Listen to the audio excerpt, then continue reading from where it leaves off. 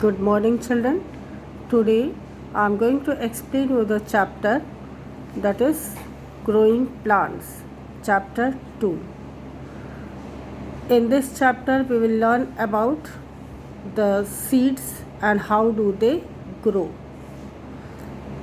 As you all know that many of the plants used to grow with the help of seed. When seed is sown in the soil and it is watered properly and it gets right amount of warmth, then the seed starts growing. Now first we come to structure of seed. As I have shown you in Zoom class also, still I am going to tell you that a seed contains the seed coat, the outer covering of the seed, that is seed coat.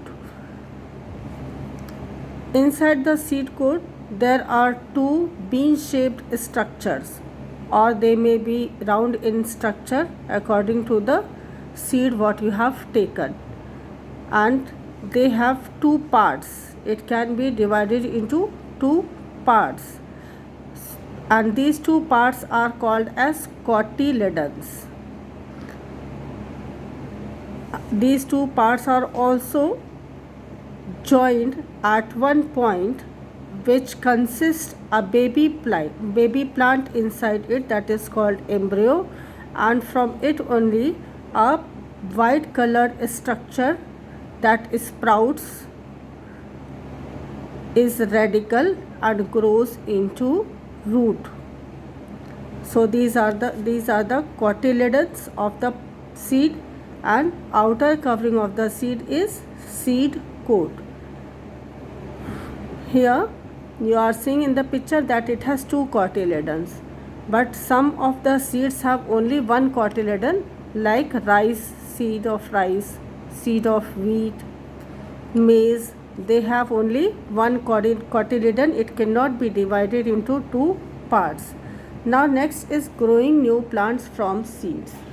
Now children, when we sow the seed into the soil, a white colored structure comes out and it goes into the soil and grow into root, whereas the seed part, it rises upward and come out of the soil towards the sun and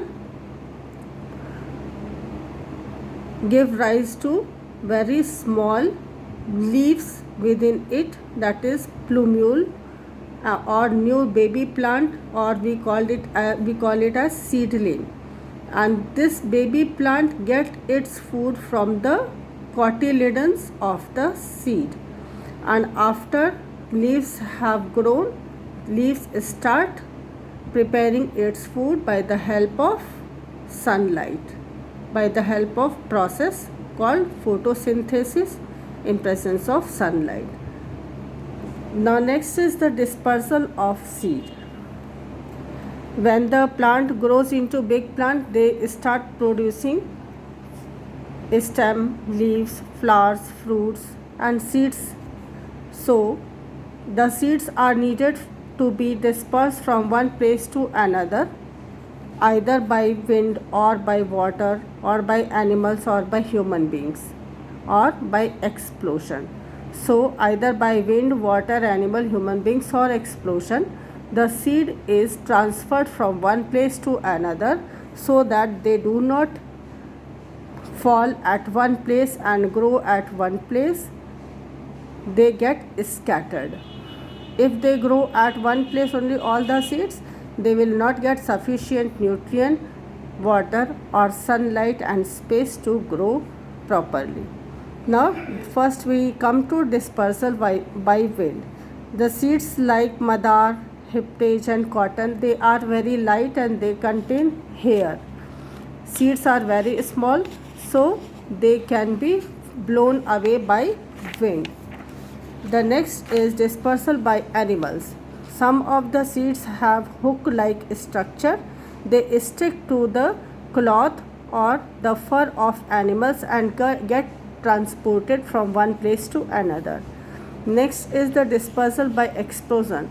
Some seeds, when ripe, when they are mature, they burst out and their seed get scattered up to the long distance, like poppy, pea, and balsam. They disperse by explosion.